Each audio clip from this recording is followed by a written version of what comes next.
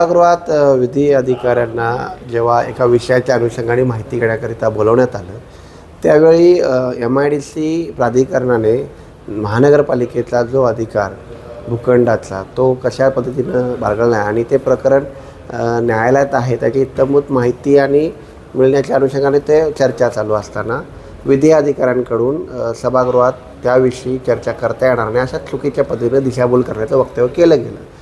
वारंवार त्यांना ह्याविषयी विचारण्यात आल्यानंतर त्यांनी आपल्या मतावर ठाम राहिला आणि सभागृहात चर्चा बंद करावी अशा पद्धतीनं त्यांनी सांगितलं गेलं. परंतु अशा पद्धतीनं सभागृहात चर्चा करू शकत नाही, ही सभागृहाची दिशाभूल करण्याचं काम त्यांनी केलेलं असताना याबाबत वारंवार सूचना देऊनसुद्धा मग माननीय आयुक्तांकडून पीठासीन अधिकारी जे आयुक्त चेअरवर होते त्यांच्याकडून खुलासा घेतला, तर त्यांच्या माध्यमातून तर खुलासा असा आला की आपण चर्चा करू शकतो सभागृहात, निर्णय नाही देऊ शकत.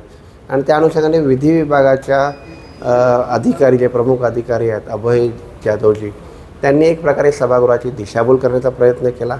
नव्हे तर संपूर्ण शहराचं जो निर्णय असणारं निर्णय घेणारं पवित्र सभागृह, या सभागृहाचा दिशाभूल केल्याचा प्रकरण समोर आल्यानंतर संबंधित विधी तज्ज्ञांकडून याबाबत खुलासा येईपर्यंत त्या अधिकाऱ्याला निलंबित करावं अशा पद्धतीने निर्णय घेतला गेला.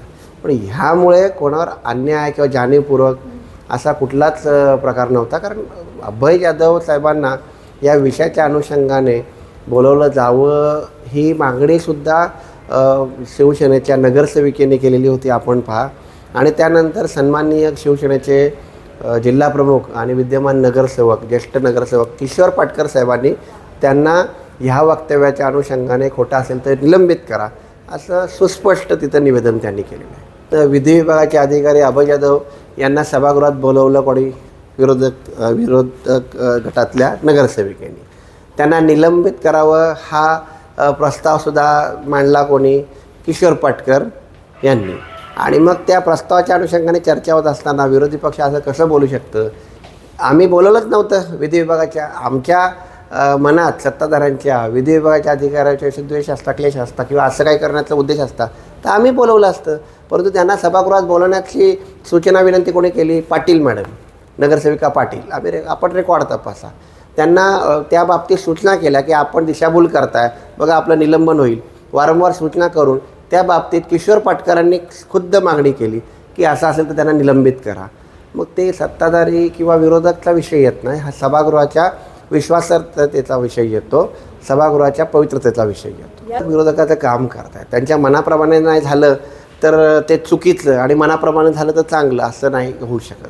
आता जेव्हा काही गोष्टी कायद्याच्या अनुषंगाने त्यांना दाखवल्या गेल्या जातात आणि मग त्यांचं ते खोटं ठरतं, तेव्हा ते अशा प्रकारे निघून जाण्याचा प्रयत्न करतात.